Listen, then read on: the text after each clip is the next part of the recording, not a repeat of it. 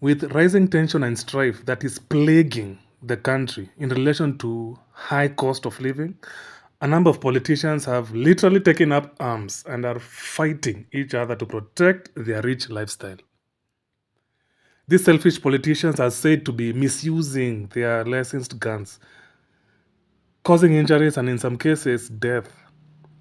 It's not a surprise that the list is fully occupied by men. Not even a single female politician was included, and rightfully so, which is one of the few times women can be proud of underrepresentation and equality.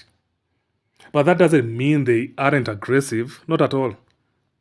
In fact, when trigger happy men are busy shooting up the place and dropping cold bodies, some of the women are covertly bugging the ones that are warm.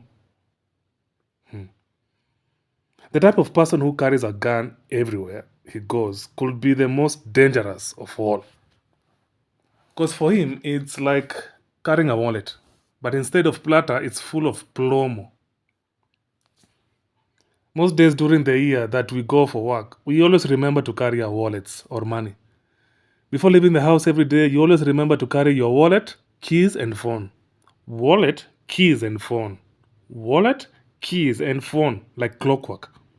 Sometimes you don't even have to think, especially if you're in a hurry. The good thing about that is the body also remembers. But there's always a day reserved on the calendar when you are meant to forget. So when that happens, what do? You get angry with yourself for a moment, then the anger dissipates to disappointment. Eventually, at the end, you find yourself becoming grateful because at least you have your phone. So, what happens when one of these politicians forget to carry their gun? Hmm? They get angry for a moment. The anger turns to disappointment. And eventually, at the end, remembers at least he has an average rhetoric and vocabulary and doesn't have to shoot a person on the face to make his case.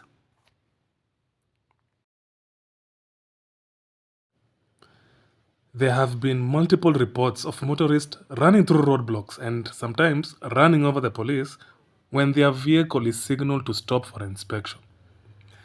As a driver, I'm not sure what fault they are going to find.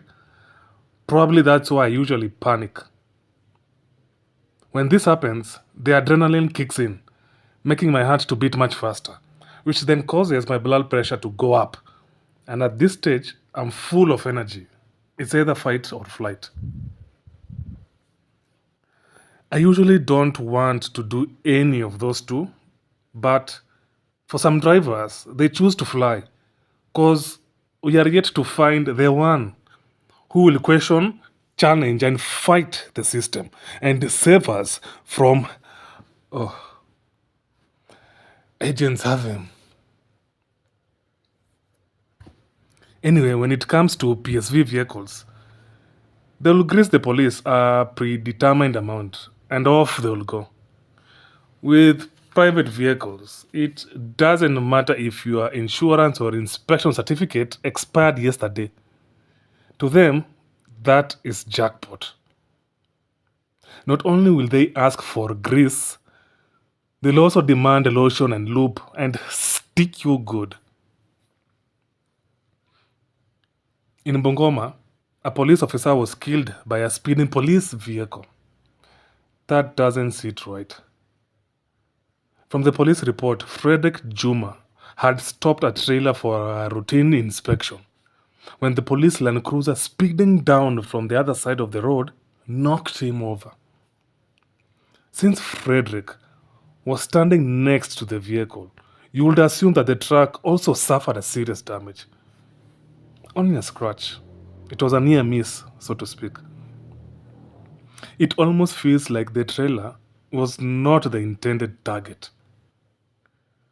After reading the story 3 times over, the summary of this sad news boils down to one powerful word: precision. And to do you one better, I would have done the same exact thing if I was behind the wheel, playing in a face. I'll also be aiming for a perfect drift and near misses, milking those coins.